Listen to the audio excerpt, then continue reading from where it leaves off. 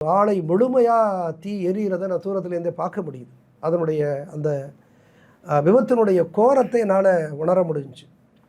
நெருங்கி போய் அங்கே இறங்குறேன். உள்ளே ஒரு 15-17 பேர் மாட்டிக்கிட்டாங்க. சில பேரை எடுத்து நாமக்கல் மருத்துவமனைக்கு, பொது மருத்துவமனைக்கு அனுப்பிச்சிட்டாங்க. உயிருக்கு ஆபத்தான நிலையில் இருக்காங்கங்கிற மாதிரியான ஒரு சூழல் அங்கே அப்படி ஒரு செய்தியை எனக்கு கொடுக்குறாங்க. அப்போ அந்த ஆலையினுடைய எல்லா பகுதியுமே அப்படியே எரிஞ்சு கொட்டுது, நெருப்பாக கொட்டுது. உள்ளே போய் மீட்கிறதுல அவ்வளவு சிரமமாக இருக்குது. ஒரே வழி, இன்னொரு பின்புறம் அந்த 2 வழிகளில், சின்ன வழிகளில் ஒரு வாயில் மாதிரி இருக்குது. அதுக்குள்ளே தான் நம்ம தீயணைக்கும் வீரர்கள் உள்ளே போய் ரொம்ப சிரமப்பட்டு இந்த எரிந்த நிலையில் இருக்கக்கூடிய உடல்களை எல்லாம் வெளில கொண்டு வர்றாங்க. இதை பார்த்துக்கிட்டு இருக்க அங்கே எஸ்பி, டிஎஸ்பி, இன்ஸ்பெக்டர்லாம் வெளியில் இருக்காங்க.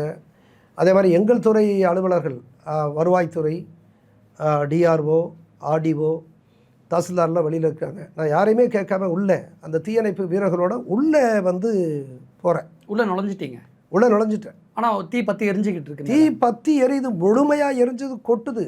அந்த ஒரு சின்ன வாயிலுக்குள்ளே நான் உள்ளே நுழைகிறேன். உள்ளே நுழைஞ்சு உள்ளே ஒரு 10 மீட்டர் உள்ள இது பண்ணுற மாதிரி கொதிக்கக்கூடிய நிலையில் இருக்கிறது. நானும் ஒரு தீயணைப்பு வீரர்களோட உள்ளே போகிறேன். உள்ளே போய் நானும் அந்த எரிஞ்சிக்கிட்டு இருக்கக்கூடிய அந்த உடல்களை நானுமே தூக்கி அந்த படுக்கை இதில் வச்சு நானே ஒரு தீயணைப்பு வீரர்களோடு சேர்ந்து நானே தூக்கிக்கிட்டு வெளில வர்றேன். இது மாதிரி நானே 2 உடல்களை நான் மீட்டிருக்கேன். அதுக்கப்புறம் தீயணைப்பு வீரர்களோ மற்ற அலுவலர்கள்லாம் என்னை, ஐயா நீங்கள் உள்ளே போக வேண்டாம், அது ரொம்ப ஆபத்தானது அப்படின்னு சொல்லிட்டு என்னை தடுத்துட்டாங்க.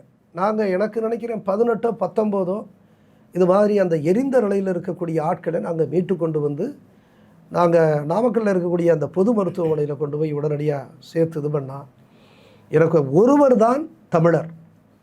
மீதி அத்தனை பேரும், அந்த 17 பேர், நம்ம 18 பேர் இறந்து போனார்கள். அதில் 17 பேர் பீகாரிகள்.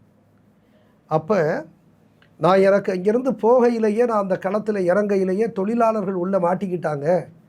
அந்த தொழிலாளர்கள் வடமாநில பீகாரி தொழிலாளர்கள், பீகார் மாநிலத்திலிருந்து இங்கே பிழைக்கிறதுக்காக வந்த தொழிலாளர்கள் அப்படின்னு என்கிட்ட சொல்கிறது எனக்கு இன்னும் கூடுதலாக அவர்கள் மீது ஒரு பரிவு வருகிறது. ஒரு நாட்டினுடைய இன்னொரு பகுதியிலிருந்து ஆயிரக்கணக்கான மைல்களுக்கு அப்பால் சாதாரண வாழ்வு தேடி பிழைப்பதற்காக நம்முடைய மண்ணுக்கு வந்திருக்காங்க. இவங்க அந்த ஒரு சாதாரண கூலிக்கு இங்கே வேலை செஞ்சு இன்றைக்கு இந்த விபத்தில் மாட்டியிருக்காங்களே, இவங்களை காவந்து பண்ணணுமே இந்த ஏழை தொழிலாளர்களே அப்படிங்கிற ஒரு வேகம் எனக்கு எடுத்து தான் நான் உள்ளே போகிறேன்.